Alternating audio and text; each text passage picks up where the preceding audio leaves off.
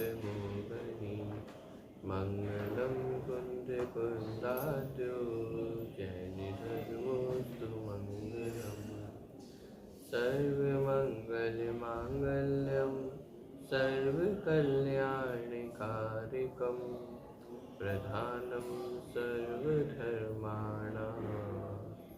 जैनं जयतु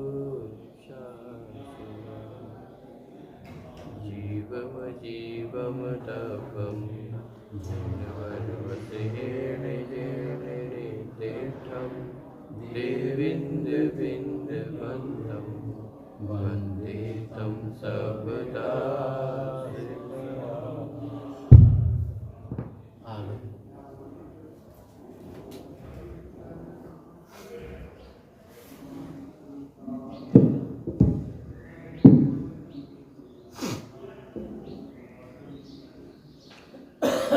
प्रश्न क्रमांक 226 पे कल 47वीं गाथा की चर्चा अपनी पूर्ण हुई थी, जिसमें ध्यान के स्वरूप का वर्णन अपन ने देखा था और आचार्य ने प्रेरणा भी दी थी कि इसी प्रकार के ध्यान का अभ्यास निरंतर हमें करना चाहिए। क्यों?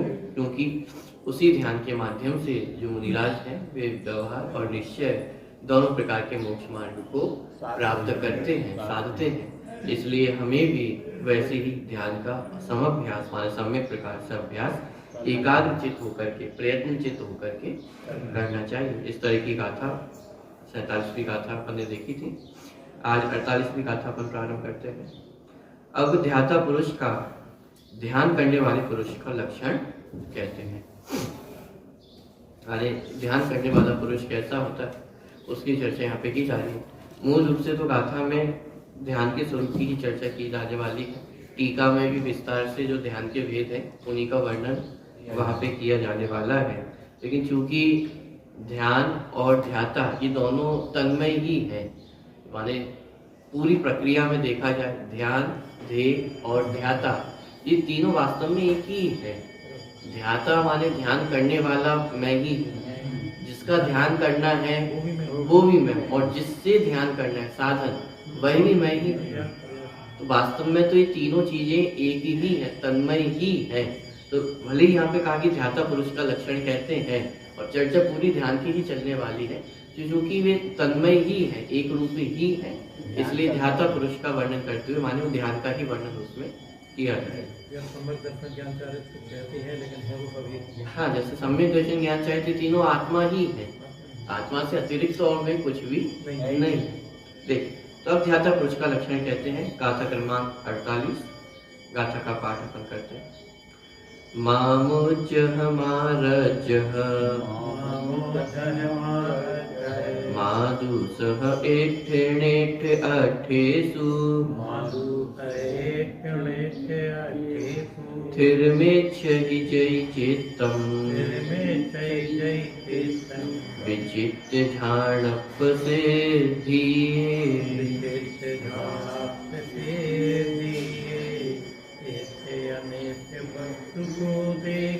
राग देश न पेखी जो जिनको मेरे पर ना हो ऐसे मेरे ज्ञान स्थिति हो।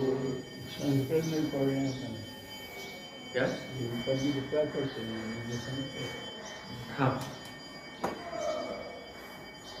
देखिए गाथा का अर्थ देखते हैं। माँ मुज्जह माँ रज्जह माँ दूसह। मुज्जह अर्थात मोह, रज्जह अर्थात राग, दूसह माने द्वेष, माँ अर्थात नहीं। तो क्या कह रहे हैं? माँ मुज्जह कि मोह नहीं करना, माँ रज्जह राग नहीं करना, माँ दूसह द्वेष नहीं करना। किस में? इष्ट ऋष्ट अठ्ठेषु, इष्ट और अनिष्ट पदार्थों में। अर्थ हुआ इष्ट और अनिष्ट पदार्थों में मोह राग द्वेष नहीं करना। क्यों नहीं करना? थिरम इच्छहि जय चित्तम, यदि चित्त को थिरम इच्छहि स्थिर करने की इच्छा रखते हो। चलिए प्रश्न क्रमांक 226 पे कि इष्ट और अनिष्ट पदार्थों में मोह राग द्वेष नहीं करना। क्यों नहीं करना? तो यहाँ पे लिखा थिरम इच्छहि, इच्छा करते हो, यदि तुम चाहते हो, इच्छा रखते हो, किस चीज की इच्छा करते हैं? विचित्र झाड़प सिद्धिये, विचित्र अर्थात अनेक प्रकार के ध्यान को सिद्ध करने के लिए, स्थिरम इच्छई जय चित्तम, यदि इस चित्त को स्थिर करना चाहते हो तो इस तनिष्ठ पदार्थों में मोह राग द्वेष नहीं करना चाहिए। पहले चूंकि पिछली गाथा में कहकर आए हैं कि ध्यान करना चाहिए, ध्यान की प्रेरणा थी, ध्यान का सम्यक प्रकार से अभ्यास करना। तो अब यहाँ पे आचार प्रक्रिया बता रहे हैं कि यदि ध्यान का सम्यक प्रकार से अभ्यास करना चाहते हो तो क्या करना चाहिए, अथवा ध्याता पुरुष कैसा होता है उसका लक्षण यहाँ पे बता रहे हैं कि ध्याता पुरुष इष्ट अनिष्ट पदार्थों में मोह राग द्वेष नहीं करता है। और इष्ट अनिष्ट पदार्थ भी माने अपनी संसारी जीवों की अपेक्षा से कहा जा रहा है, क्योंकि हम राग करते हैं तो उन्हीं पदार्थों को इष्ट कहा जाता है, जिनसे द्वेष करते हैं उन्हें अनिष्ट कहा जाता है। तो इसलिए यहाँ पे कहा कि उन इष्ट अनिष्ट पदार्थों में मोह राग द्वेष नहीं करना। जब तक मोह राग द्वेष चलता रहेगा तब तक चित्त हमारा स्थिर नहीं होगा, चित्त स्थिर नहीं होगा तो ध्यान नहीं होगा। तो ध्यान करने के लिए चित्त की स्थिरता आवश्यक है, और चित्त की स्थिरता के लिए पदार्थों में मोह राग द्वेष का अभाव आवश्यक है। तो यहाँ पे सीधा सा अर्थ है, यदि ध्यान की सिद्धि के लिए चित्त को स्थिर करना चाहते हो तो इष्ट अनिष्ट पदार्थों में मोह राग द्वेष नहीं करना। ठीक है, देखिए गाथा का अर्थ देखते हैं। यदि तुम विचित्र अर्थात अनेक प्रकार के अथवा विचित्र विकल्प जाल रहित, ऊपर जो शब्द आया विचित्र, विचित्र झाड़प सिद्धि है, माने विचित्र ध्यान की सिद्धि के लिए। तो विचित्र शब्द के दो अर्थ किए, एक तो विचित्र शब्द का अर्थ होता है अनेक प्रकार का, समझ गए, चित्र विचित्र। तो चित्र विचित्र को क्यों कहते हैं? क्योंकि अनेक प्रकार के रंग उसमें भरे हो तो अपन उसे विचित्र कहते हैं। अथवा विचित्र शब्द का प्रयोग आश्चर्य के अर्थ में भी होता है।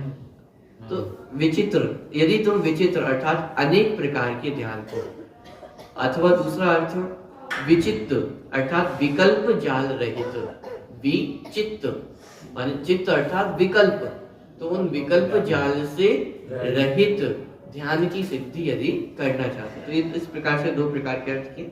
यदि तुम विचित्र अथवा विचित्र ध्यान की सिद्धि के लिए चित्त को स्थिर करना चाहते हो तो इष्ट और अनिष्ट इंद्रिय विषयों में मोह राग और द्वेष ना करना। ठीक है, माने मोह राग द्वेष करने योग्य नहीं, और जब तक मोह राग द्वेष चलते रहेंगे तब तक चित्त स्थिर नहीं होगा। चित्त स्थिर नहीं होगा तो ध्यान की सिद्धि नहीं होगी। चलिए टीका प्रारंभ करते हैं। प्रश्न क्रमांक 227 पे, समस्त मोह राग द्वेष जनित विकल्प जाल से रहित निज परमात्मा तत्व की भावना से उत्पन्न परमानंद जिसका एक लक्षण है, ऐसे सुखामृत के रस से उत्पन्न हुए और उसी परमात्मा सुख के आस्वाद में लीन तन्मय रूप जो परम कला अर्थात परम संवित्ति उसमें स्थिर होकर, हे भव्य जीवो मोह राग और द्वेष न करो। पूरा वर्णन किया, माँ मुज्जहि माँ रज्जहि माँ दूसर। इन पंक्तियों का अर्थ यहाँ पे किया कि समस्त मोह राग द्वेष जनित विकल्प जाल से रहित निज परमात्मा तत्व की भावना से उत्पन्न। तो ये प्रेरणा क्या दी जा रही है कि मोह राग द्वेष नहीं करना है। मोह राग द्वेष नहीं करने का उपाय क्या है कि मोह राग द्वेष से रहित निज शुद्धात्म तत्व का संवेदन होना। क्योंकि वास्तव में मेरा स्वभाव कैसा है कि मोह राग द्वेष से रहित स्वभाव है। जब उस स्वभाव की पहचान होगी तो बाहर में भी मोह राग द्वेष होना अपने आप बंद हो जाएगा। देखिए पंक्तियां क्या है कि मोह मत करो, राग मत करो, द्वेष मत करो, और अब तुरंत अगली पंक्तियां पढ़ी, क्योंकि प्राकृत जो मूल गाथा की पंक्तियां लिखी, माँ मुज्ज है कि मोह मत करो, माँ रज्ज है राग ना करो, माँ दूसर कि द्वेष मत करो, और फिर तुरंत आगे संस्कृत टीका में क्या लिख रहे हैं, समस्त मोह राग द्वेष जनित विकल्प जाल से रहित निज परमात्मा तत्व की भावना से उत्पन्न। तुरंत अगली पंक्ति में क्या लिख रहे हैं कि मोह राग द्वेष जनित जो विकल्प जाल है उनसे मैं कैसा हूँ, रहित हूँ। तो उन विकल्प जालों से रहित हूँ, और जब ऐसे स्वस्वभाव का संवेदन होता है तो पर्याय में भी मोह राग द्वेष रूप विकार से रहित हो जाते हैं। देखिए, भावना से उत्पन्न परमानंद जिसका एक लक्षण है, ऐसे सुखामृत के रस से उत्पन्न हुए और उसी परमात्मा सुख के आस्वाद में लीन तन्मय रूप जो परम कला अर्थात संवित्ति, परम कला किसे कहते हैं कि स्व स्वभाव में लीन होना अथवा स्व स्वभाव का ज्ञान होना, उसी का नाम परम कला है। जगत में हम जिसे कला कहते हैं, कलाबाजी कहते हैं, वो वास्तव में कला नहीं, परम कला तो स्वयं का अध्ययन होना, स्वयं का ज्ञान होना, स्वयं का संवेदन होना, ये परम कला है। यही कला एकमात्र जागृत करने योग्य है। तो ये परम कला अर्थात परम संवित्ति, उसमें स्थिर होकर हे भव्य जीवों मोह राग और द्वेष ना करो। किन विषयों में मोह राग द्वेष नहीं करना है? इष्ट और अनिष्ट पदार्थों में। तो कुछ उदाहरण यहाँ पे प्रस्तुत किए। माला, स्त्री, चंदन, तांबुल आदि इष्ट इंद्रिय विषयों में, और सर्प, विष, कंटक, शत्रु, रोग आदि अनिष्ट इंद्रिय विषयों में। मैंने जिसे हम इष्ट अनिष्ट की कल्पना मानते हैं, उनके उदाहरण यहाँ पे प्रस्तुत किए। जैसे माला है, माला को इष्ट क्यों कहा जाता है? माला सम्मान का प्रतीक है, तो सम्मान किसको इष्ट नहीं लगता है? सभी को इष्ट लगता है। तो माला, स्त्री, चंदन, तांबुल आदि ये इष्ट इंद्रिय विषय, माने जो हमें अच्छे लगते हैं या इंद्रियों के अनुकूल लगते हैं, वे सब इष्ट। और अनिष्ट सर्प, विष, कंटक, शत्रु, रोग आदि अनिष्ट इंद्रिय विषयों में क्या नहीं करना? मोह राग और द्वेष नहीं करना, इनमें अच्छे बुरे की कल्पना नहीं करना। यही इष्ट, मोह राग द्वेष नहीं करना। क्या चाहते हो तो राग द्वेष ना करना। देखिए, राग द्वेष करना क्यों नहीं चाहते हो कि थिरम इच्छा ही जय चित्तम, यदि उसी परमात्मा के अनुभव में तुम स्थिर निश्चल चित्त चाहते हो तो, यदि माने स्वरूप में स्थिर होना चाहते हो, चित्त को स्थिर करना चाहते हो, तो क्या करना कि इष्ट अनिष्ट पदार्थों में मोह राग द्वेष नहीं करना। किस लिए स्थिर चित्त चाहते हो? विचित्र अर्थात अनेक प्रकार के ध्यान की प्रसिद्धि के लिए, अथवा जिस ध्यान में से चित्त विकट अर्थात नष्ट हो गया हो, अर्थात चित्त में उत्पन्न होते हुए शुभाशुभ विकल्प जाल नष्ट हो गए हो, वह विचित्र ध्यान है। ऐसे विचित्र ध्यान की सिद्धि के लिए अब आगे चढ़ करके 4 प्रकार के ध्यान की चर्चा आएगी। आर्त रौद्र ध्यान इसमें लिए जाएंगे, धर्म ध्यान, शुक्ल ध्यान भी है और आर्त रौद्र ध्यान भी है। तो यहाँ पे जो ध्यान की चर्चा चल रही है वो धर्म ध्यान और शुक्ल ध्यान की चर्चा चल रही है, मानो उस ध्यान को प्राप्त करने की प्रेरणा दी जा रही है। आर्त रौद्र ध्यान को प्राप्त करने की प्रेरणा नहीं दी जा रही है। तो पिछली गाथा में कहा था ध्यान का समअभ्यास करो, माने उसको ध्यान को प्राप्त करने का अभ्यास करो। तो कौन से ध्यान को प्राप्त करने का अभ्यास करना है? आर्त रौद्र ध्यान की चर्चा नहीं करनी। आर्त रौद्र ध्यान तो चल ही रहे, बिना सिखाए भी जीव के आर्त रौद्र ध्यान तो चल ही रहे, उसका अभ्यास करने की आवश्यकता किसी को है? किसी से द्वेष करना ये सिखाने की आवश्यकता नहीं, अनुकूल विषयों में आनंदित होना ये सिखाने की आवश्यकता नहीं। तो आर्त रौद्र ध्यान तो इस जीव के निरंतर चल ही रहे, बिना सिखाए चल रहे हैं। यहाँ प्रेरणा तो धर्म ध्यान और शुक्ल ध्यान की दी गई है, और उसमें विशेष रूप से जो शुक्ल ध्यान है और आत्म स्वरूप में स्थिर होने रूप जो परिणाम है, उनकी प्रेरणा यहाँ पे दी जा रही है। तो किस लिए स्थिर चित्त चाहते हो? ये विचित्र अर्थात अनेक प्रकार के ध्यान की प्रसिद्धि के लिए। अनेक प्रकार का ध्यान माने क्या? अनेक प्रकार के ध्यान का अर्थ है जैसे जैसे जीव की जो गुणस्थान है वो ऊपर ऊपर बढ़ते जाते हैं, तो वो चित्त की शुद्धि भी तदनुरूप माने बढ़ती जाती है। तो उसे ही कहा अनेक प्रकार का ध्यान, माने स्थिरता की जो लेवल्स है वो क्रम से और बढ़ती चली जाती है, छूटते जाते हैं। हाँ, चौथे गुण स्थान में तो स्थिरता उतनी अधिक नहीं है, प्रारंभ हो गया है लेकिन स्थिरता बहुत अधिक नहीं है। 5वें गुण स्थान में थोड़ी और अधिक स्थिरता बढ़ती है, 7वें गुण स्थान में स्थिरता और अधिक बढ़ी है, और ऐसी स्थिरता बढ़ते बढ़ते बढ़ते श्रेणी आरोहण होता है और 12वां गुण स्थान प्रकट हो जाता है, फिर अनंत दशा प्रकट हो जाती है और फिर सिद्ध दशा प्रकट हो जाती है। तो इसलिए कहा कि वो ध्यान कितने प्रकार का है? ये अनेक प्रकार का ध्यान। तो विचित्र अर्थात अनेक प्रकार के ध्यान की प्रसिद्धि के लिए, अथवा उसी विचित्र शब्द का दूसरा अर्थ कर रहे हैं कि जिस ध्यान में से चित्त विगत अर्थात नष्ट हो गया हो। चित्त नष्ट हो गया हो माने क्या? चित्त वहां से हट गया हो। कहां से? कि विकल्प जालों से, मोह राग द्वेष से चित्त हट गया हो, इस तरह से पदार्थों से चित्त हट गया हो, तो उसे कहा विगत चित्त अर्थात नष्ट हो गया हो, अर्थात चित्त में उत्पन्न होते हुए शुभाशुभ विकल्प जाल नष्ट हो गए हो, वही विचित्र ध्यान है। ऐसे विचित्र ध्यान की सिद्धि के लिए, कौन सी ध्यान की सिद्धि के लिए? जहां में से मोह राग द्वेष हट गए हो। द्वेष तो है ही नहीं, लेकिन जिस चित्त में राग भी शेष नहीं है, ऐसे ध्यान की सिद्धि के लिए चित्त को स्थिर करना है।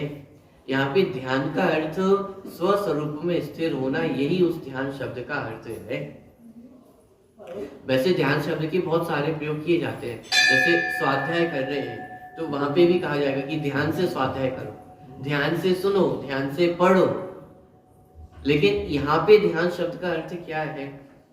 ध्यान से पढ़ो, ध्यान से सुनो, ये भी ध्यान शब्द का अर्थ यहाँ पे नहीं है। लौकिक विषय पदार्थों के ध्यान से पढ़ने सुनने की बात तो है ही नहीं, लेकिन धार्मिक विषय वस्तु को भी ध्यान से पढ़ने सुनने की बात यहाँ पे नहीं है, क्योंकि विषय वो भी तो इंद्रिय विषय ही तो है। जिनवाणी का अध्ययन करना अथवा भक्ति आदि का श्रवण करना अथवा कहना, ये सब इंद्रिय विषय ही है। और यहाँ जो जिस ध्यान की चर्चा चल रही है वो इन समस्त इंद्रिय विषय पदार्थों से रहित है, पार है। वह इन इंद्रिय विषयों के में उलझ करके उस ध्यान की प्राप्ति नहीं हो सकती है। तो इंद्रियातीत जो अतीन्द्रिय निज परमात्मा तत्व है, ये उसका ध्यान करने की बात यहाँ पे चल रही है। तो समस्त पर पदार्थों से चित्त को विगत करके अर्थात नष्ट करके, वहां से मोह राग द्वेष को हटा करके अपने स्वरूप में स्थिर होना, इसे ही ध्यान कहा है। तो ध्यान है ऐसे विचित्र ध्यान की सिद्धि के लिए। कि चित्त को स्थिर करने की बात थी, चित्त को स्थिर करना है। क्यों स्थिर करना है? ऐसे ध्यान की सिद्धि के लिए। ऐसे ध्यान की सिद्धि क्यों करनी है? क्योंकि ध्यान के माध्यम से ही मोक्ष मार्ग प्राप्त होता है। निश्चय और व्यवहार मोक्ष मार्ग ऐसे ध्यान से प्राप्त होता है। ध्यान कैसे प्राप्त होगा? चित्त स्थिर करके। चित्त स्थिर कैसे होगा? मोह राग द्वेष का अभाव करके। पूरी चेन समझ में आ रही है? प्रश्न कहां से खड़ा हुआ? ध्यान क्यों करना है? ध्यान करना क्यों करना है? क्योंकि मोक्ष मार्ग हमें प्राप्त करना है। तो मोक्ष मार्ग प्राप्त करने के लिए ध्यान करना है। ध्यान कैसे होगा? जब चित्त स्थिर होगा। चित्त स्थिर कैसे होगा? कि जब पर पदार्थों में मोह राग द्वेष नहीं होगा। इष्ट अनिष्ट पदार्थों में मोह राग द्वेष नहीं होगा तो चित्त स्थिर होगा। चित्त स्थिर होगा तो ध्यान होगा, और ध्यान होगा तो मोक्ष मार्ग की प्राप्ति होगी। ठीक, चलिए। तो इस प्रकार ऐसे विचित्र ध्यान की सिद्धि के लिए चित्त को स्थिर करना। ठीक, अब यहाँ पर जो 4 प्रकार के ध्यान है, आर्त ध्यान, रौद्र ध्यान, धर्म ध्यान और शुक्ल ध्यान, उनकी चर्चा यहाँ से प्रारंभ की जा रही है। अब प्रथम ही आगम भाषा से उसी ध्यान के अनेक प्रकार के भेदों का कथन किया जाता है। वह इस प्रकार है। सबसे पहले आर्त ध्यान की चर्चा। इष्ट वियोग और अनिष्ट संयोग। इष्ट वियोग माने जिनको हम इष्ट मानते हैं उनका वियोग हो जाना, माने वह हमसे दूर हो जाए। और अनिष्ट संयोग, अनिष्ट जिसको हम समझते हैं उसका संयोग हो जाए। जैसे गरीबी, इसको अपन क्या समझते हैं? अनिष्ट है, तो गरीबी का संयोग हो जाना। और इष्ट रुपए पैसे संपत्ति, इसका वियोग हो जाना। तो इष्ट वियोग, अनिष्ट संयोग, माने जितने भी दुख के कारण है उनका प्राप्त होना, और जिन्हें भी हम सुख के कारण समझते हैं उनका दूर हो जाना। तो कभी कभी अपने कहने में आता था कि दिन ही बुरे चल रहे हैं, कुछ अच्छा नहीं हो रहा है। इसका मतलब सारे अनिष्टों का संयोग हो रहा है, और जिसको हम इष्ट समझते हैं उसका वियोग हो रहा है। तो इष्ट वियोग और अनिष्ट संयोग और रोग, इन तीनों को दूर करने में और भोगों के कारणों में वांछा रूप। देखिए, इष्ट वियोग को हम दूर करना चाहते हैं, माने क्या, इष्ट का वियोग हो, ऐसे माने जो क्या कहना चाहिए, हो या अनिष्ट का संयोग, जो संयोग बन रहा है, माने इष्ट वियोग जो हो रहा है उसको हम दूर करना चाहते हैं, माने इष्ट का वियोग ना हो ऐसा हम चाहते हैं। अनिष्ट के संयोग को भी हम दूर करना चाहते हैं, क्योंकि जो हमारे लिए अच्छा नहीं लगता है हम उसको प्राप्त नहीं करना चाहते। तो इष्ट के वियोग को भी दूर करना चाहते हैं, अनिष्ट के संयोग को भी दूर करना चाहते हैं, और रोग, कौन चाहता है कि मुझे रोग हो, रोग को भी दूर करना चाहते हैं। तो इष्ट वियोग, अनिष्ट संयोग और रोग, इन तीनों को दूर करने में और भोगों के कारणों में वांछा रूप, माने जितने भी भोग पदार्थ हैं उनको भोगने की वांछा वो हमें निरंतर रहती है। पांचवी इंद्रिय संबंधी विषय भोगों को भोगने की जो इच्छा है वो निरंतर चलती है। तो भोगों के कारणों में वांछा रूप इस भांति 4 प्रकार का आर्त ध्यान है। 4 प्रकार का आर्त ध्यान कैसे हुआ? इष्ट वियोग, अनिष्ट संयोग, रोग और भोग आकांक्षा। तो इष्ट वियोग, अनिष्ट संयोग और रोग, इनको तो दूर करने की इच्छा और भोगों को भोगने की इच्छा, ये सभी कैसे हैं? आर्त ध्यान है। ठीक है, वह आर्त ध्यान तारतम्यता से मिथ्या दृष्टि गुणस्थान से लेकर छठे गुणस्थान तक के जीवों को संभव है। कौन से गुणस्थान से? पहले गुणस्थान से लेकर के छठे गुणस्थान तक ये आर्त ध्यान पाया जा सकता है। लेकिन इसमें इतना विशेष समझना, जैसे मुख्यता की बात ली जाती है तो मुख्य रूप से आर्त ध्यान को पहले गुणस्थान में कहा, माने मिथ्या दृष्टि गुणस्थान में मुख्य रूप से कहा जाता है। छठे 7वें गुणस्थान में से सम्यक की प्राप्ति होगी है तो वह धर्म ध्यान की मुख्यता अधिक कही जाती है। आगे के जहाँ गुणस्थान है वहाँ शुक्ल ध्यान की मुख्यता कही जाती। तो लेकिन यद्यपि सत्ता रूप से ये आर्त ध्यान है वो कहाँ तक पाया जा सकता है? छठे गुणस्थान तक वह आर्त ध्यान पाया जा सकता है। क्योंकि जैसे अपन प्रसंग सुनते हैं, जैसे मुनिराज को भी तीव्र क्रोध आ गया, द्विपायन मुनि थे तो उन्होंने पूरी नगरी को ही भस्म कर दिया, तो उसको प्राप्त होना माने वो आर्त ध्यान छठे गुणस्थान तक भी रह सकता है। तो आर्त ध्यान तारतम्यता से मिथ्या दृष्टि गुणस्थान से लेकर छठे गुणस्थान तक के जीवों को संभव है। वह आर्त ध्यान यद्यपि मिथ्या दृष्टि जीवों को त्रियंच गति के बंध का कारण होता है, तो भी जिस जीव को सम्यक्त्व प्राप्त होने से पहले त्रियंच आयु बन गई हो, उसके अतिरिक्त अन्य सम्यक दृष्टि को वह आर्त ध्यान त्रियंच गति का कारण नहीं होता है। क्योंकि ये अपन ने पहले भी पढ़ के आ चुके, सम्यक का महत्व जब अपन ने देखा था, ये सम्यक दृष्टि जीव है उसे नरक और त्रियंच आयु का बंध नहीं होता है। तो ऐसे ही आर्त ध्यान यद्यपि त्रियंच गति के बंध का कारण है, लेकिन फिर भी जिसको सम्यक की प्राप्ति हो गई हो तो ऐसे जीवों को त्रियंच गति का बंधन नहीं होता है। लेकिन यदि सम्यक की प्राप्ति ना हुई हो तो यह आर्त ध्यान त्रियंच गति के बंध का कारण है। ठीक है, तो वह आर्त ध्यान यद्यपि मिथ्या दृष्टि जीवों को त्रियंच गति के बंध का कारण होता है, तो भी जिस जीव को सम्यक्त्व प्राप्त होने से पहले त्रियंच आयु बन गई हो, उसकी अतिरिक्त अन्य सम्यक दृष्टि को वह आर्त ध्यान त्रियंच गति का कारण नहीं होता है। पूर्व में आयु बन गई हो और फिर सम्यक्त्व हो तो त्रियंच गति होगी, लेकिन यदि पूर्व में आयु ना बंधी और सम्यक्त्व हो गया हो तो फिर उस जीव को त्रियंच आयु का बंधन नहीं होता है। तो इस प्रकार ये आर्त ध्यान का स्वरूप है। मूल रूप से इसमें हमें इतना समझना है कि ये जो 4 प्रकार का आर्त ध्यान है, इष्ट वियोगज, अनिष्ट संयोगज, रोग और भोगाकांक्षा, ये 4 प्रकार का आर्त ध्यान है। तो आर्त ध्यान को दूर करने के लिए क्या करना होगा? करना नहीं, उनने ऐसा कहा है कि नरक गति का बंद हो गया तो वो नहीं छोड़ता, और गति का बंद हो गया वो बढ़ेगा। नरक गति ऐसी है, उसका बंद हो जाए, इच्छा सम्मत हो जाए तो ही फल छूटता नहीं। मतलब गतिबंध तो किसी भी आयु परिवर्तन तो छूटते नहीं है। किसी भी गति का हो गया तो फिर उस आयु परिवर्तन नहीं होती है। गतिबंध तो कभी नहीं छूटे। कुमार प्रकाशक में ऐसे लिया है, सिर्फ नरक गति ऐसी है, उसका बंद हो जाए तो वो नहीं छूटता। गतिबंध छूटता, वो गति में क्या है, वो उम्र में कम बढ़ हो सकती है। आयु में कम ज्यादा पना हो सकता है, लेकिन उसमें मतलब ऐसा जितना बड़ा तलाब में जो पड़ा वो ठीक है। इसमें और अपन देख लीजिए एक और बात।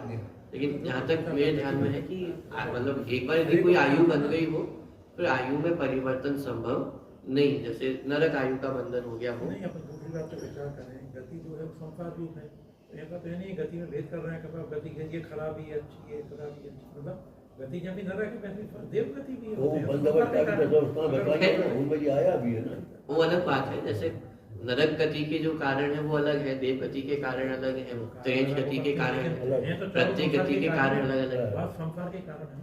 लेकिन कार्य तो कारण के अनुसार हो।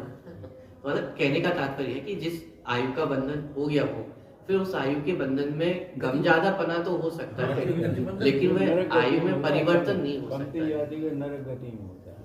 जहाँ तक मेरे ख्याल में है तो माने चारों ही आयु का ऐसा है। बाकी और विशिष्ट प्रमाण यदि मिलेंगे तो देख के और किताबें रखी विचार करेंगे। चल मूल रूप से इसमें अपने को इतना समझना है, जैसे आर्त ध्यान है तो जैसे आर्त ध्यान को दूर करना है तो आर्त ध्यान को दूर करने के लिए क्या करना कि जैसे इष्ट वियोग है और अनिष्ट संयोग है, तो इष्ट वियोग माने अच्छे पदार्थों का वियोग हो जाना और अनिष्ट संयोग माने जो बुरे पदार्थ है उनका संयोग हो जाना। तो आर्त ध्यान को दूर करने के लिए क्या करना, इष्ट का संयोग करना और अनिष्ट का वियोग करना, तो आर्त ध्यान दूर हो जाएगा। वस्तु विचार करना कि ऐसे आर्त ध्यान दूर होने वाला नहीं है। आर्त ध्यान का कारण इष्ट पदार्थ और अनिष्ट पदार्थ नहीं है, ध्यान देना। इष्ट पदार्थ और अनिष्ट पदार्थ का नाम आर्त ध्यान नहीं है। अब किसी के पास पुण्य का उदय हो तो संपत्ति तो इकट्ठी हो ही जाएगी, और किसी के पाप का उदय हो तो जितनी इष्ट सामग्रियां हैं उनका वियोग हो गई होगा। तो इष्ट पदार्थों के ना संयोग का नाम आर्त ध्यान है और ना इष्ट पदार्थों के वियोग का नाम आर्त ध्यान है। ऐसे ही अनिष्ट पदार्थों के संयोग वियोग का नाम भी आर्त ध्यान नहीं है। आर्त ध्यान किसका नाम है, इष्ट वियोग को दूर करने की जो इच्छा है उसका नाम आर्त ध्यान है। अनिष्ट संयोगों को दूर करने की जो इच्छा है उसका नाम आर्त ध्यान है। रोग हुआ, रोग के होने का नाम आर्त ध्यान नहीं है। रोग तो मुनिराजों को भी हो जाता है, उसमें कोई विचित्रता नहीं है, लेकिन उस रोग को दूर करने की जो भावना निरंतर चल रही है वो आर्त ध्यान है। उस रोग के काल में उस रोग को दुख का कारण मानना वो आर्त ध्यान है। और समझ में आता, भोगों को भोगने की इच्छा होना, रोग मेरे में हुआ यहाँ पर मानना, ये हाँ, माने रोग होना, इष्ट अनिष्ट पदार्थों का संयोग वियोग होना, ये आर्त ध्यान का कारण नहीं है। क्योंकि यदि इसे आर्त ध्यान का कारण माना जाए तो पुण्य पाप की विचित्रता तो निरंतर चल रही है। मुनिराजों के जीवन में भी पुण्य पाप का उदय तो निरंतर आता ही है। तो पुण्य पाप का उदय आर्त ध्यान का कारण नहीं है, लेकिन उस पुण्य पाप के उदय में मोह राग द्वेष करना ये आर्त ध्यान का कारण है। इष्ट पदार्थ है अब निरंतर, लेकिन विचार क्या चल रहा है कि ये पदार्थ छूट ना जाए, ये पदार्थ छूट ना जाए, बने रहे सदा, ये सदा बने रहे, ये आर्त ध्यान है। अनिष्ट पदार्थों का संयोग हुआ तो क्या चाहते हैं कि जल्दी से दूर हो, ये जल्दी से दूर हो। हमारा निरंतर उपयोग किस में रहता है, पदार्थों कि उन अनिष्ट संयोगों को दूर करने में हमारा उपयोग रहता है। जैसे गर्मी के दिन हो और तीव्र गर्मी आपको लग रही हो, तो अब उपाय हम किसका निरंतर करेंगे, ठंडक के लिए ठंडक का उपाय करेंगे। एसी कूलर हो, पंखे हो, ठंडा पानी पीने को मिल जाए। हमारा निरंतर चित्त किस में लगा हुआ है, अनिष्ट संयोगों को दूर करने में चित्त लगा हुआ है या नहीं लगा हुआ है। तो ये आर्त ध्यान है। माने उपयोग कहाँ स्थिर होना चाहिए था, स्वरूप में स्थिर होना चाहिए था। गर्मी के काल में भी स्वरूप में क्या बिगड़ा है? स्वरूप में कुछ भी नहीं बिगड़ा है। तो चित्त कहाँ स्थिर होना चाहिए था? स्वरूप में स्थिर होना चाहिए था। लेकिन चित्त स्थिर कहाँ हो रहा है? पर पदार्थों में। अनिष्ट संयोग है तो उनको दूर करने में चित्त लगता है, इष्ट संयोग है तो उन्हें प्राप्त करने में, और वे दूर ना हो जाए इसमें हमारा पूरा पुरुषार्थ अथवा हमारा पूरा चित्त वो किसमें लगता है? इन पदार्थों में लगता है। इसका नाम आर्त ध्यान है। ऐसे ही रोग हो जाए तो रोग को दूर करने में हमारा पूरा चित्त, पूरा ध्यान किसमें रहता है? रोग को दूर करने में। तो जिस समय रोग को दूर करने में हमारा चित्त लगा हुआ है, उस समय आत्मा में तो हमारा ध्यान है ही नहीं। बस इसी का नाम आर्त ध्यान है। और पकड़ना है। और चौथा, भोग आकांक्षा, माने भोगों को भोगने की जो आकांक्षा है, जिस समय भोगों को भोगने की आकांक्षा है उस समय भी चित्त आत्मा में स्थिर नहीं हो रहा है। और आत्मा में स्थिर नहीं हो रहा है, इसलिए उपयोग चित्त कैसा है? ये आर्त ध्यान रूप है। ठीक है। तो पदार्थों के होने नहीं होने से आर्त ध्यान नहीं है। इसका मतलब कि साहब आर्त ध्यान को दूर करना है तो क्या सारी सुख सुविधाएं प्राप्त हो जाए तो आर्त ध्यान दूर हो जाएगा? उसमें मूषा परिग्रह लिखा है। यदि मूषा है तो परिग्रह, धन को परिग्रह नहीं। सारे अनिष्ट संयोग यदि दूर हो जाए तो आर्त ध्यान दूर हो जाएगा नहीं। कि इष्ट पदार्थों के संयोग से और अनिष्ट पदार्थों के वियोग से आर्त ध्यान दूर होने वाला नहीं है। इष्ट वियोग में भी द्वेष नहीं करना, इष्ट वियोग में भी इष्ट पदार्थों से राग नहीं करना, और अनिष्ट संयोग में भी अनिष्ट पदार्थों से द्वेष नहीं होना, इसका नाम आर्त ध्यान का दूर होना है। ये टोडरमल जी ने कहा है कि वस्तु तो जैसी है वैसी है। सुअर के लिए भैंसा पसंद है। आयु का बंध जो होता है वो आयु के त्रिभाग में बंद होता है।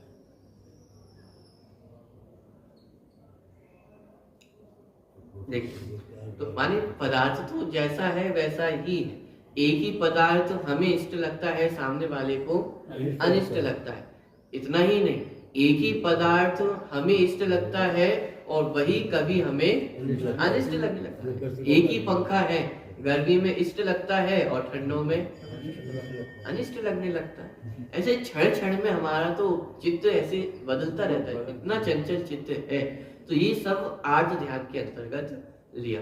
तो इष्ट वियोग, अनिष्ट संयोग, रोग और भोगाकांक्षा, ये सब आर्त ध्यान के भेद है, कारण है। माने इन रूप आर्त ध्यान होता है। इष्ट वियोग हो जाए तो इष्ट वियोग में दुखी होना, जो हमारे अनुकूल पदार्थ है वो हमसे दूर हो गए हैं, तो हमारा चित्त किसमें लगा रहता है?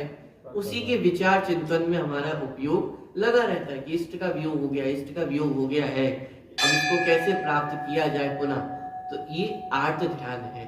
अनिष्ट का संयोग हो जाए, कोई पाप का उदय हो और अनिष्ट पदार्थों का संयोग हो जाए तो उसमें हम दुखी होते हैं और उसको दूर करने का निरंतर उपाय करते हैं।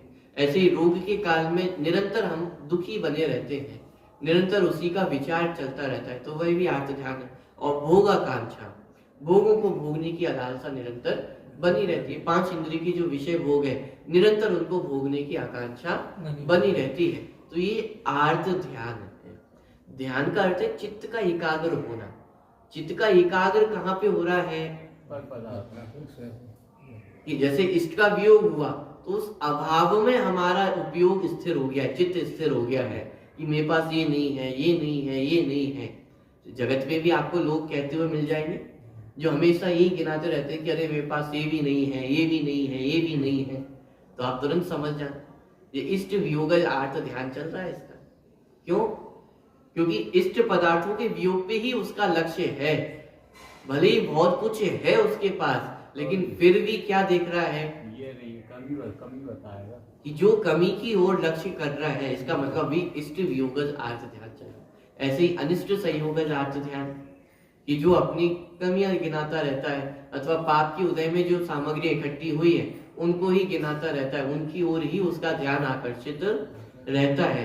और अनिष्ट वियोग आर्त ध्यान है। रोग के काल में कि साहब हमारा तो रोग चल रहा है, मंदिर क्यों नहीं आ पाते हो? अरे साहब बुखार आ रहा है बहुत। रोग है, ये दुख का कारण नहीं है, लेकिन रोग से मैं दुखी होता हूं ऐसा मानना ये मिथ्यात्व दुख का कारण है। और समझ में आ, यदि रोग दुख का कारण हो तो फिर मुनिराजों को भी नियम से दुखी होना चाहिए। क्यों? क्योंकि उन्हें भी तो रोग हो जाते हैं, और भूख को तो रोग कहा ही है। तो ये भूख रूपी रोग है, जन्म जरा रोग विनाशना है। तो रोग माने जो भूख लगना, अथवा क्षुधा रोग है, अथवा ये जो जरा माने बुढ़ापा है, ये भी तो रोग है। तो मुनिराजों को भी बुढ़ापा आता है, उनको भी भूख लगती है, उनको भी ये सारे रोग तो है ही ना।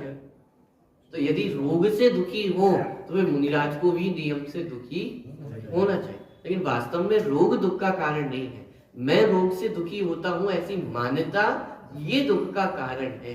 रोग रहे या चला जाए, रोग रहे तो भी मैं रोग से दुखी नहीं होता हूं, और रोग के जाने से भी मैं सुखी नहीं होता हूं। मेरे सुख दुख का संबंध रोग से है ही नहीं ना, मेरे सुख दुख का संबंध मुझसे है, और मैं हूं इसलिए मेरा स्वभाव कैसा है, सदा सुख स्वभावी हूं, और उस सुख स्वभाव को नहीं पहचाना बस इसलिए दुख है, और कोई दुख नहीं है। तो रोग की काल में रोग से अपने आप को दुखी मानना, तो निरंतर रोग में अपने चित्त को स्थिर करना, तो वह आर्त ध्यान और भोगों के कारणों में वांछा रूप होना माने इच्छा होना, जो जो विषय भोग के कारण है उन सबको प्राप्त करने की इच्छा होना, वह सब आर्त ध्यान के अंतर्गत ही आता है। ठीक है, तो इस प्रकार ये आर्त ध्यान की चर्चा अपनी हुई है। इसमें थोड़ी सी चर्चा और आने वाली है, जो आयु संबंधी अपन ने चर्चा की कि आर्त ध्यान में जो त्रिंच आयु बन गई हो तो फिर उसके अतिरिक्त अन्य सम्यक दृष्टि को वह आर्त ध्यान त्रिंच गति का कारण नहीं होता है। कारण कैसे नहीं होता है, तो वहां उत्तर दिया, स्वशुद्धात्मा ही उपादेय है, ऐसी विशिष्ट भावना के बल से त्रिंच गति के कारणभूत संक्लेश भाव का उसको अभाव होने से, माने जो त्रिंच आयु के बंध के कारण है, त्रिंच गति के बंध के कारण है, वे कारण ही उत्पन्न नहीं होते हैं। क्यों? क्योंकि सम्यक तो उत्पन्न हो गया है, तो सम्यक के बल से स्वशुद्धात्मा ही उपादेय है, ऐसी विशिष्ट भावना के बल से त्रिंच गति के कारणभूत संक्लेश भाव का उसको अभाव होने से सम्यक दर्शन हुआ। तो सम्यक दर्शन में क्या हुआ कि मैं शुद्धात्मा हूं और मैं ही उपादेय हूं, ऐसी विशिष्ट भावना उत्पन्न हुई। तो इस विशिष्ट भावना के बल से जो त्रिंच गति के कारण रूप परिणाम है, वे परिणाम उत्पन्न ही नहीं होते हैं।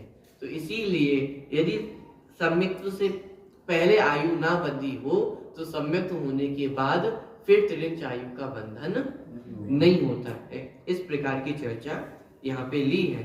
अब रौद्र ध्यान की जो चर्चा है वो प्रारंभ होगी, उसकी चर्चा पर आगामी कक्षा में करेंगे। प्रारंभ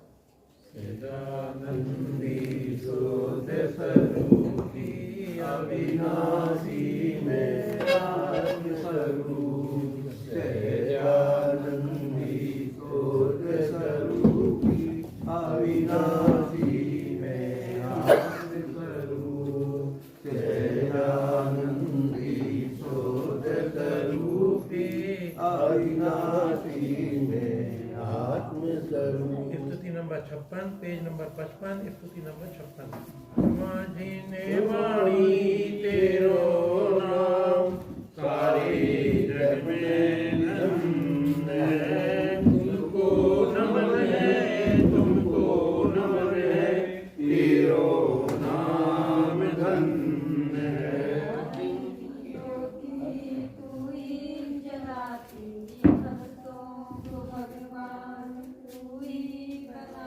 ममरत विलाकी मार्ग दिखाती, तेरो नाम धन्य है। माजिन वाणी तेरो नाम, सारे जग में धन्य है।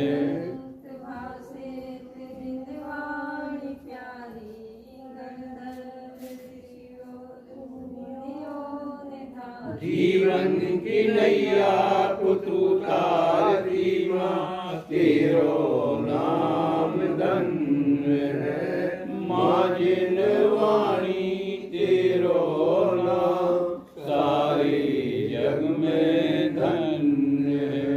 तेरे श्रवण से महिमा समाई, चैतन्य चैतन्य की धूम। संतों के हृदय को ईश्वर के घर को, तेरे बुझाते छंद है माँ जिनवाणी, तेरो नाम सारे जग में धन्य है। सुनने से संसार का रस खिलो, भूलने से ज्ञान का मंगल मिलन। तुमको नमन है, तुमको नमन है, तेरो नाम धन्य है माँ जिनवाणी, तेरो नाम सारे जग में धन्य। जावानी के ज्ञान से सूर्य कालो, सोवानी मस्तकम